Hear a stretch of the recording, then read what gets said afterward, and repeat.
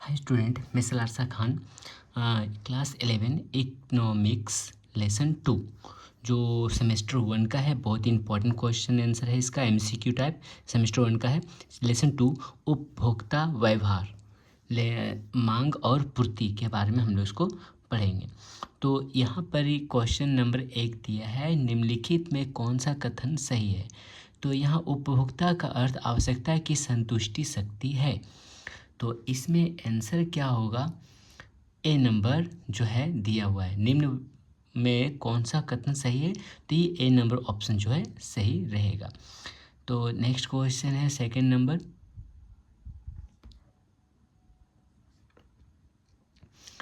Second number question, उपभोक्ता की निम्न में कौन सी विशेषताएं हैं। तो उपयुक्त सभी, यानी कि ए नंबर ऑप्शन उपयोगिता एक मनोवैज्ञानिक धारणा है। उपयोगिता का विचार सापेक्ष है। उपयोगिता का विचार सापेक्ष है। तो ये तीनों ऑप्शन जो है सही होगा, यानी कि चौथा ऑप्शन अगर लिखा रहेगा उपयुक्त सभी, तो उपयुक्त सभी पर टिक आउट कर देना है। 3 नंबर क्वेश्चन है, उपभोक्ता का गणवाचक सिद्धांत निम्न में किसने प्रस्तुत किया। तो मार्शल ने प्रस्तुत किया था। उपभोक्ता व्यवहार का अध्ययन किया जाता है सूक्ष्म अर्थशास्त्र में, ठीक। और गोसेन का प्रथम नियम निम्न में कौन सा है। तो सीमांत उपभोक्ता हांस नियम। निम्न में कौन सा कथन सही है। तो इसमें हम लोग देखेंगे 6 नंबर का आंसर होगा उपयुक्त सभी, यानी कि ऑप्शन ए, बी और सी तीनों ऑप्शन सही है, इसलिए उपयुक्त सभी पर टिक आउट कर देंगे। 7 नंबर क्वेश्चन दिया है, सीमांत उपयोगिता कैसे निकालते हैं। तो यहाँ भाटा क्यू भाटा टी यू की सहायता के से, यानी कि फार्मूला से। जब कुल उपयोगिता अधिकतम होती है तब सीमांत उपयोगिता क्या होगी, शून्य होती है, ठीक है, शून्य हो जाएगी। नेक्स्ट क्वेश्चन है,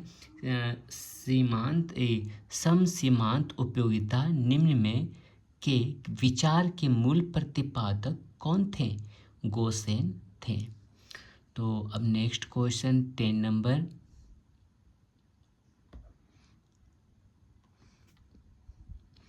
तो 10 नंबर यहाँ पे क्वेश्चन दिया है, कीमत या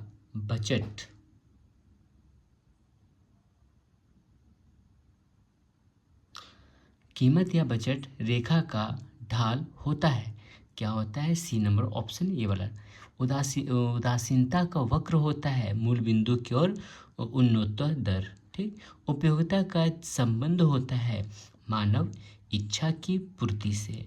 नेक्स्ट क्वेश्चन है 13 नंबर क्वेश्चन, उपयोगिता की माप की जा सकती है मुद्रा के द्वारा।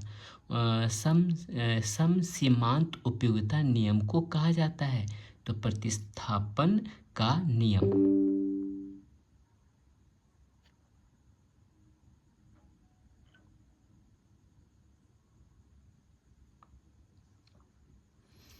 नेक्स्ट क्वेश्चन है,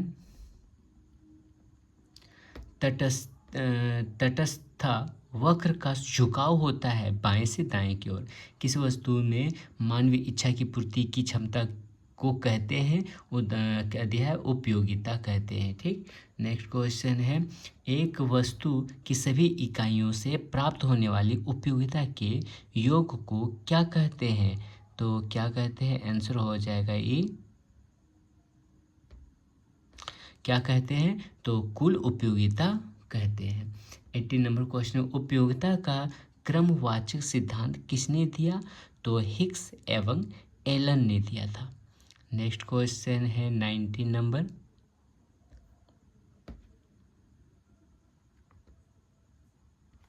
तो 19 नंबर क्वेश्चन में पढ़ेंगे, सीमांत उपयोगिता हांस नियम के प्रतिपादक हैं, कौन है, गोसेन है। उपभोक्ता का संतुलन उस बिंदु पर होता है जब डैश देती है सीमांत उपयोगिता बराबर मूल्य MU या इक्वल प्राइस। किसी वस्तु की मानवीय आवश्यकता को संतुष्ट करने की क्षमता है, किसमें है, इनमें से कोई नहीं, यानी कि इसमें कोई भी ऑप्शन सही नहीं है, इसलिए इनमें से कोई नहीं पर टिक कर देना है।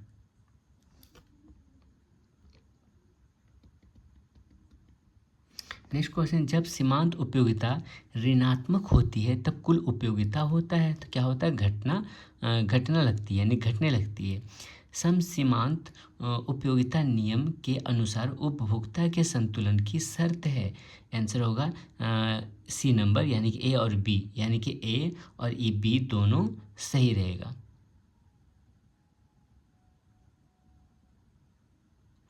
नेक्स्ट क्वेश्चन है 24 नंबर क्वेश्चन। मार्शल के अनुसार किसी वस्तु की उपयोगिता को कहते हैं, क्या कहते हैं, मुद्रा में मापा जा सकना। बजट सेट के लिए आवश्यक है, तो क्या आवश्यक है, उपरोक्त सभी, यानी कि तीनों ऑप्शन सही रहेगा। 26 नंबर क्वेश्चन दिया है, हंस मान विस्थापन दर में क्या होता है, ए और बी दोनों है, यानी कि ए नंबर ऑप्शन और बी नंबर ऑप्शन दोनों सही होगा। तो next question 27 number 27 number question है, अर्थशास्त्र में उपयोगिता का आशय है किसी वस्तु की आवश्यकता पूरी करने की शक्ति। तटस्था वक्र का झुकाव दिखाता है घटता हुआ। वस्तु की हर अगली इकाई के प्रयोग से सीमांत उपयोगिता क्या होती है, घटती है। 29 नंबर 30 नंबर यहाँ पे दिया है, तटस्था वक्र विश्लेषण में दो वस्तुओं के बीच विनिमय का अनुपात दर्शाती है कौन, उक्त सभी, यानी तीन ऑप्शन सही है। मार्शल के अनुसार उपयोगिता की माप की इकाई है, क्या यूनिट्स है। कुल उपयोगिता जब स्थिर होती है तब सीमांत उपयोगिता होती है, यानी कि शून्य हो जाती है। एक वस्तु की आवश्यकता संतुष्टि की क्षमता को उसकी डैश देके कहा जाता है, क्या उपयोगिता कहा जाता है। 34 नंबर क्वेश्चन, प्रतिस्थापन की सीमांत दर इंगित करती है किसमें, उदासीनता वक्र का ढाल। और नेम क्वेश्चन है, नेक्स्ट है, उदासीनता वक्र की ढाल निम्नलिखित में से किससे मापी जाती है, तो सीमांत प्रतिस्थापन दर से मापी जाती है। तो 35 नंबर क्वेश्चन हो गया। 36 नंबर क्वेश्चन, बजट रेखा दर्शाती है मूल्य अनुपात। मांग में कौन सा तत्व निहित होना चाहिए, तो आंसर होगा उपयुक्त सभी। मांग वक्र का सामान्यतः ढाल होता है बाएं से दाएं की ओर। 38 और 39, किस प्रकार की वस्तुओं के मूल्य में कमी होने से मांग में वृद्धि नहीं होती, अनिवार्य वस्तुएं। मांग को प्रभावित करने वाले तत्व निम्नलिखित में से कौन से हैं, तो आंसर होगा उपयुक्त सभी, यानी तीनों ऑप्शन सही होगा। तो 42 नंबर क्वेश्चन ने, ऐसे वस्तु जिनका एक दूसरे के बदले प्रयोग किया जाता है कहलाती है कौन, स्थानापन्न वस्तुएं। मांग का नियम है गुणात्मक कथन। 43 नंबर क्वेश्चन, मांग फलन को निम्नलिखित में कौन सा समीकरण व्यक्त करता है, तो D x equal F P x, है ना, ये वाला ऑप्शन टिक कर देंगे। नेक्स्ट क्वेश्चन है 44 नंबर,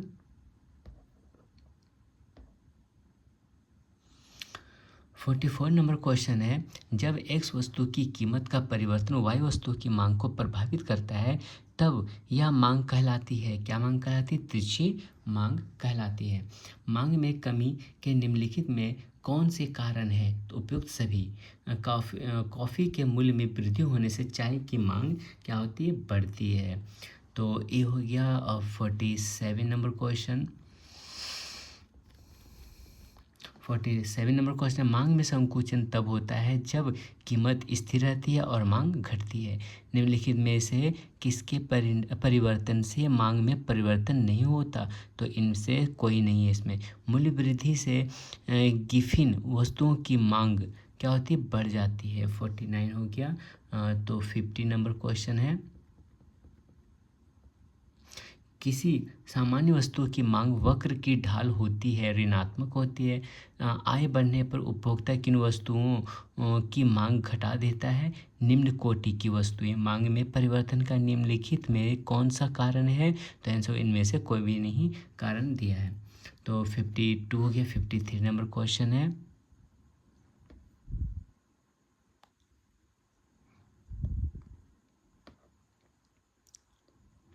53 नंबर क्वेश्चन है, पेट्रोल की कीमत बढ़ जाने पर कार का मांग वक्र खिसक जाता है क्या बाईं तरफ।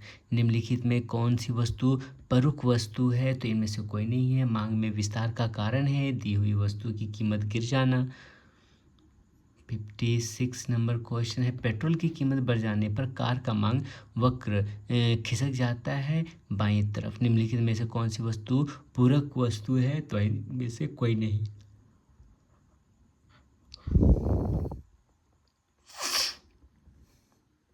58 नंबर क्वेश्चन है, मांग में विस्तार का कारण है दी हुई वस्तु की कीमत गिर जाना। दिन में स्थानापन्न वस्तुओं का उदाहरण है क्या चीज, चाय एवं कॉफी।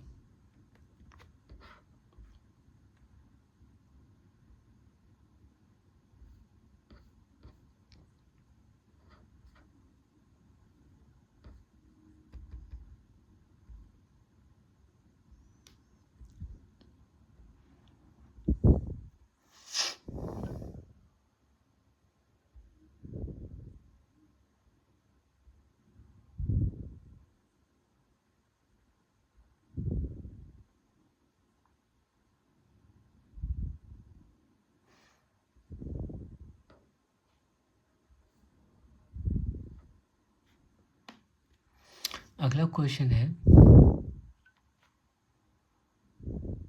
61 नंबर क्वेश्चन, मांग की लोच को मापने का सूत्र निम्नलिखित में कौन सा है, तो ये नंबर ऑप्शन सही हो जाएगा।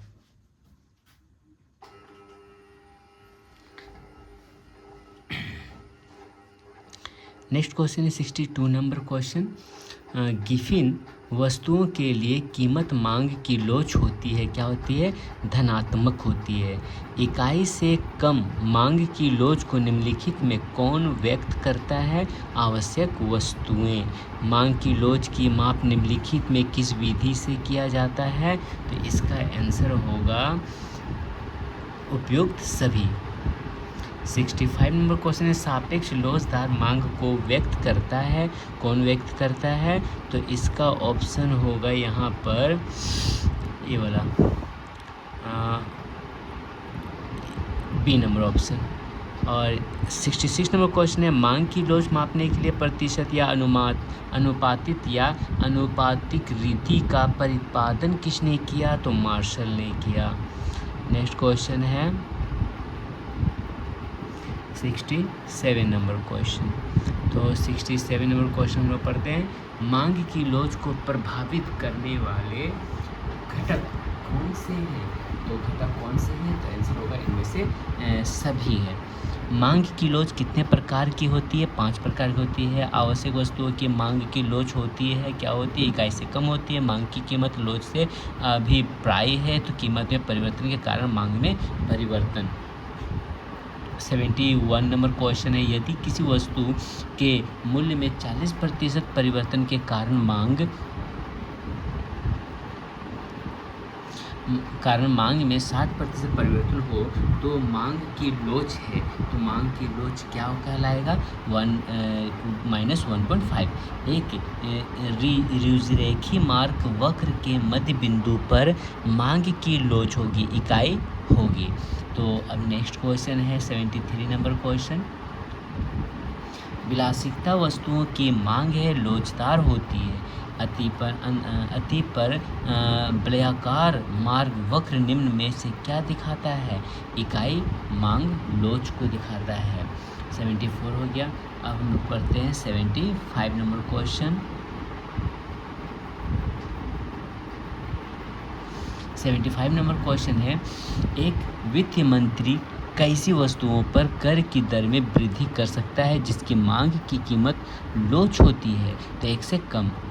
ठीक, उसके बाद है, जब किसी वस्तु की मांग पूर्णतः बेलोचदार होती है तब मांग वक्र होता है, तो क्या होता है, वाई डैश अक्ष के समानांतर होता है। यदि उपभोक्ता की आय वृद्धि में वस्तु x की मांग कम हो जाती है तो वस्तु का x होगी, क्या होगी, गिफेन वस्तुएं होगी। 78 नंबर क्वेश्चन है, यदि किसी वस्तु की मांग रेखा कीमत जब y एक्सिस के समानांतर है तो वस्तु की कीमत मांग लोच का माप क्या होगा? आंसर होगा शून्य होगा। यदि मूल्य में परिवर्तन के बावजूद मांग की मात्रा में कोई परिवर्तन ना हो तो इनमें होती है, क्या होगी? शून्य कीमत लोच होगी। 80 नंबर क्वेश्चन है, स्थानापन्न वस्तुओं की मांग की लोच होती है, धनात्मक होती है। पूर्ति निम्नलिखित में किससे जुड़ी होती है? आंसर होगा ओ और वो दोनों होगा, यानी कि और वो दोनों होगा, यानी कि ऊपर वाला और नीचे वाला दोनों होगा। ठीक है। अब अगला क्वेश्चन है 82 नंबर क्वेश्चन में पढ़ते हैं। 82 नंबर क्वेश्चन दिया है,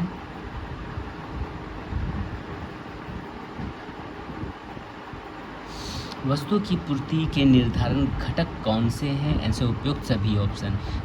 पूर्ति के नियम को निम्नलिखित में कौन सा फलन प्रसिद्ध करता है? तो आंसर होगा ए नंबर ऑप्शन। पूर्ति के नियम की निम्नलिखित में कौन सा मान्यताएं हैं? तो कौन सी मान्यताएं होती है? आंसर होगा उपयुक्त सभी। अन्य बातें समान रहे तो वस्तु की कीमत तथा पूर्ति की मात्रा में धनात्मक संबंध क्या व्यक्त करता है? आंसर पूर्ति का नियम व्यक्त करता है। पूर्ति में कमी के निम्नलिखित में कौन से कारण है? तो उपयुक्त सभी कारण इसमें मौजूद रहेगा। नेक्स्ट 87 हो गया 80। वस्तु की उस मात्रा को क्या कहते हैं जिसे विक्रेता निश्चित समय बाजार तथा कीमत पर बेचने के लिए तैयार हो? तो आंसर होगा पूर्ति। नेक्स्ट क्वेश्चन है 88 नंबर क्वेश्चन। 88 नंबर क्वेश्चन को हम लोग पढ़ेंगे।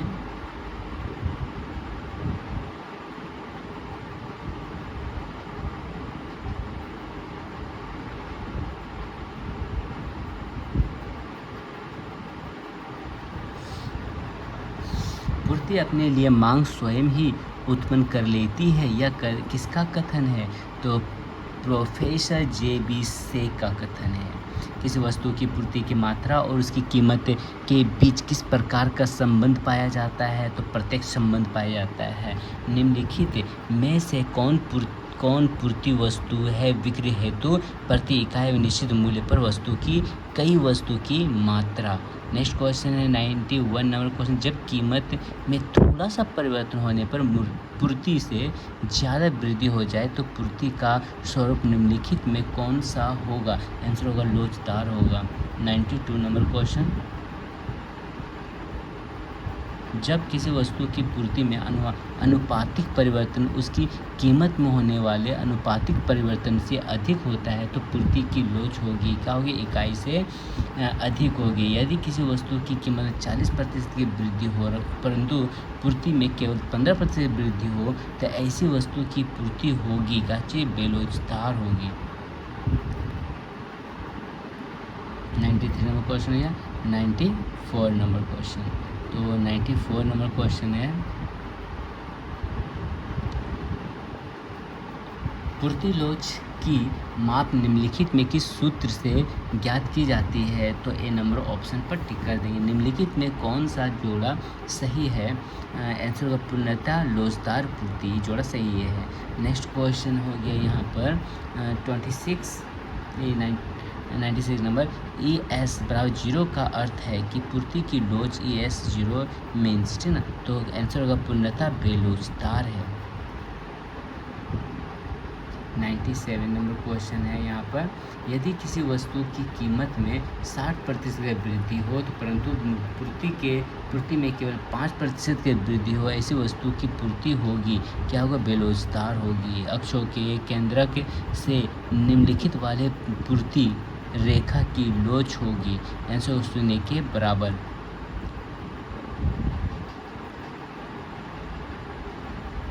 99 नंबर क्वेश्चन। अन्य बातें समान रहने पर किसी वस्तु की कीमत में 5% वृद्धि होती है तो क्या होगा? इसका आंसर होगा। तो इस रीडिंग करने में ज़्यादा टाइम लग जा रहा है, इसलिए आप लोग जल्दी से जल्द ये सब क्वेश्चन नोट डाउन कर लें और स्क्रीनशॉट ले लें और याद करना शुरू कर दें। तो 101 का क्वेश्चन है, ये क्वेश्चन है, आंसर यहाँ पे टिक मारा हुआ है। इसे अच्छे से जल्द से इसे नोट डाउन कर ले या याद कर ले।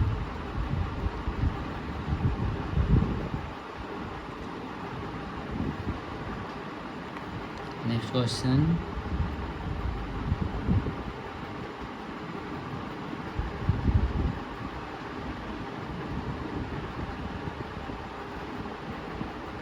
वन 114,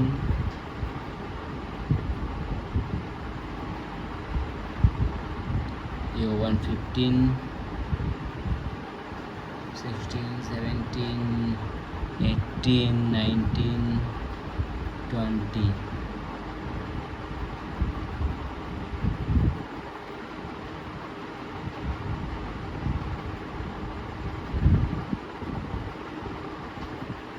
21 से यहाँ से 122, 123, 124, 125, 126, ठीक।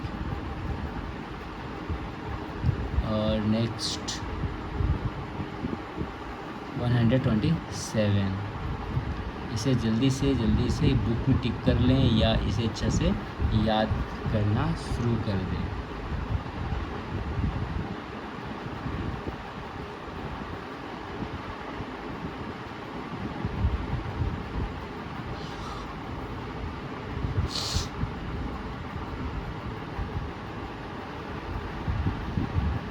थ्री नंबर, 4 नंबर, 5 नंबर का, 6 number, 7 number, 8 number, 9 number, 10 number, कहाँ हुआ था फाइल ये तो।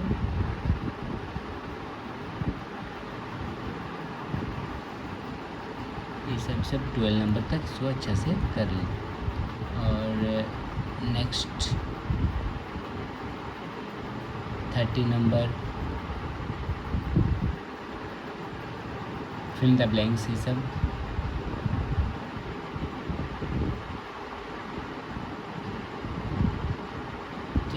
तो आज के लिए वीडियो यहीं तक है, जो कंप्लीट हो गया। नेक्स्ट वीडियो हम लोग नेक्स्ट चैप्टर के साथ करेंगे। तो आज यहीं तक।